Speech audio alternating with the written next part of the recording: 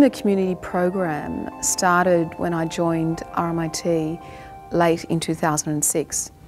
And it came about when a woman approached me from an organisation in Vietnam to design transitional housing for kids at risk.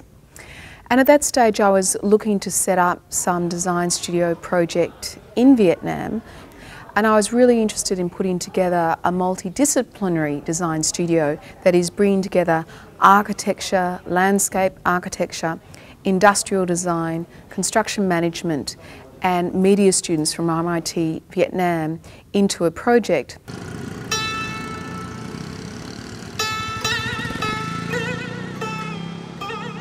I think this is an incredible project because it's working with a realistic aim and working with kind of cross disciplines, which is an amazing experience. Because it's funny because the faculty's differences actually kind of overlap. It's just that you're looking at them You're looking at them from different viewpoints, I guess. And so you actually, you kind of all of us have to look at a wall and the structure of a house. However, we all have different ways of looking at that. So it's really interesting in a group to assimilate those views, I guess.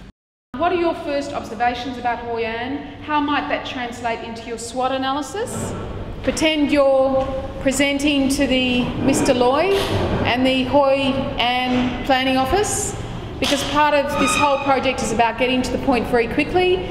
It didn't get funding, but it led to us meeting an Australian couple from the Khan Foundation. The Khan Foundation was started by someone called Jackie Rafter, who was a British tourist travelling through Vietnam.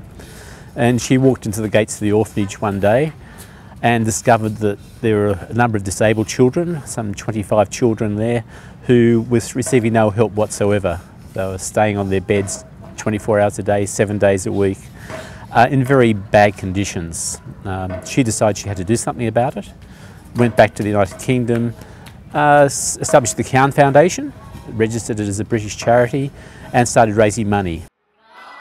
Why there is a lot of disability in that area is because of the amount of Agent Orange in the soil in central Vietnam from the American War, which had resulted in a sort of high proportion of intellectual and physical disability amongst kids from 5 to 20. After perhaps 15 years of working on similar projects as both a student, as an academic all around the world, I was aware of how much effort was being put in by students in these projects. And each time you went into a marginalised community, just by your very presence, there was an idea that you were going to make that community better. And I was feeling sort of ethically compromised that we were bringing students in and doing all of this work, but nothing ever came about as a result. And so Colin said to me, well, do you think you can help us design an orphanage or a disability daycare centre project? We said, sure, we'll have a look at that. And so, based on the same model of a multidisciplinary group of students from RMIT Melbourne and students from RMIT Vietnam meeting in Vietnam, we then worked very closely with the client, that is the Khan Foundation, and our students and key local stakeholders and users of the projects to identify what were the critical needs for this disability daycare centre.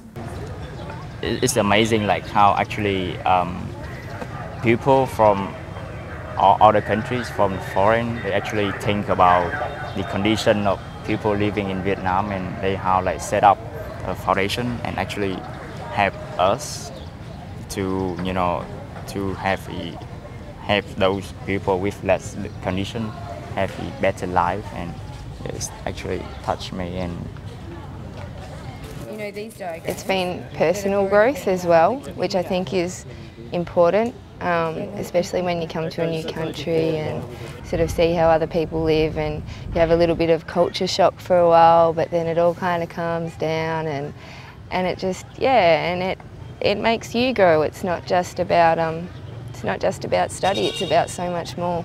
So, if we were to find that we were short of funding, we could build the roof, all of the space. At this stage, we also brought along Stephen Jevons from Bureau Architects.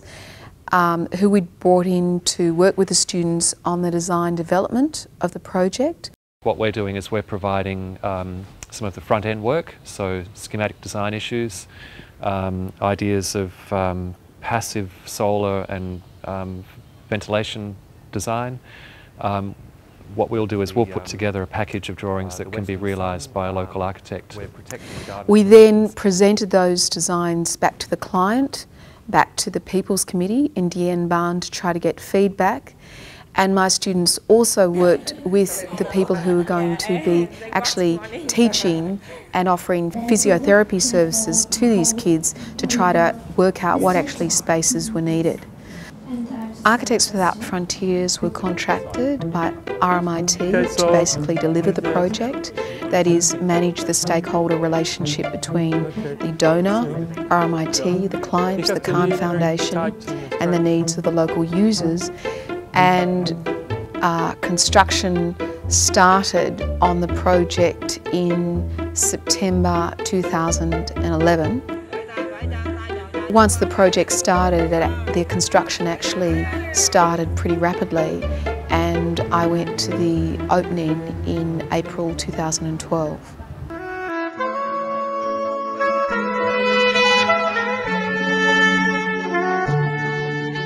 Compared to an Australian project of the same type, it probably took half the amount of time. And the process of dealing with local contractors went reasonably smoothly because, again, it's all guided and managed through the People's Committee. That whole process of procurement and construction is very tightly managed. The Khan Foundation employs both volunteers and paid local workers. A large team, I think of between 15 to 20 people who actually constitute the major staff group. They are a range of people who have a background in occupational health, physiotherapy, teaching for disabled needs. Before we developed this project, the prospects for these disabled kids was pretty bleak. So dealing with this complexity of human emotions and physical disability was a very complex brief for the students. It wasn't just about designing a project for 80 disabled kids, it was about for all of their families. So it's more like a community of 500 in the Dien Ban and surrounding areas. So the project was to have a profound effect, again, just not on 80 individuals, but a much wider community. And it was about giving their kids a chance, and that is a common emotion from Melbourne to Dien Ban, that you want the best for your kids.